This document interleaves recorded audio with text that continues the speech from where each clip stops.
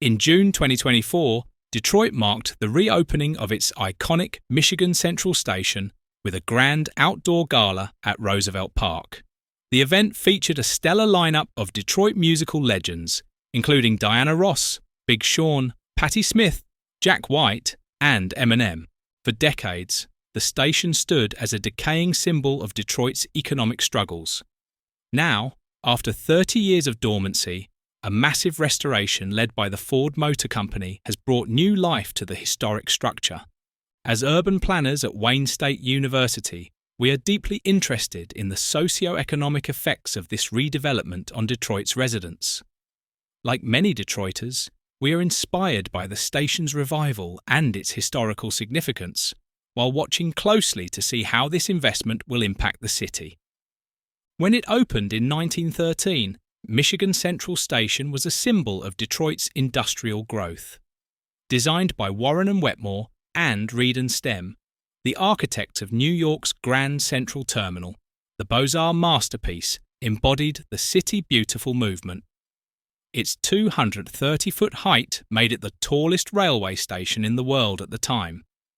The station's interior boasted a grand waiting room with tiled vaulted ceilings, bronze chandeliers, and an 18-story office tower dedicated to the railroad industry. It served as Detroit's Ellis Island, welcoming millions of immigrants seeking opportunity. At its peak in the 1940s, the station handled over 4,000 passengers daily. But as Detroit's population declined, streetcar transit disappeared, and automobiles became dominant, the station fell into disuse. By 1988, it closed, becoming a haunting emblem of Detroit's decline.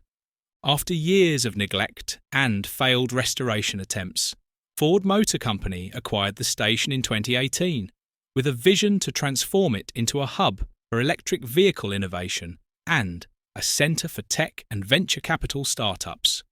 Ford invested $950 million in the station's restoration and the surrounding 30-acre Michigan Central campus. The restoration was meticulous. Architectural firm Quinn Evans drew on historical photographs and original plans to recreate the station's grandeur. Nearly 29,000 original Gustavino tiles were reinstalled, medallions were 3D printed, and chandeliers were recast. A limestone Capitol column was hand-carved from a 21,000-pound block, sourced from an Indiana quarry reopened specifically for the project.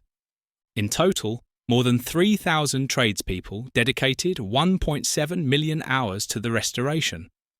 Items looted over the years, like parts of the ticket lobby clock, were anonymously returned. Even graffiti and wear on the marble floors were preserved to honour the station's storied past. The reopened station is part of Ford's larger Michigan Central campus, which includes offices, retail spaces, a restaurant, and recreational areas. Tech incubator New Lab, one of Ford's key partners, is housed in the adjacent former Detroit Public School book depository. Ford's investment has been bolstered by $240 million in property tax abatements and favourable policies, including a transportation innovation zone to support mobility and robotics testing. While the station's restoration has been widely celebrated, it has also raised concerns about displacement and rising housing costs in Detroit's Corktown neighbourhood. Long before the station's reopening, housing prices began to climb, with renters bearing the brunt of the surge. Some fear the Michigan Central project could transform Corktown into a Silicon Valley-like hub, potentially pricing out long-time residents. Retail rents have also increased significantly, leaving many storefronts empty despite the anticipation of a neighbourhood boom. The full impact of Michigan Central Station's revival on Detroit's housing, job market, and community remains uncertain. For now, Detroiters and visitors can marvel at the restored landmark and the promise of a brighter future for the Motor City.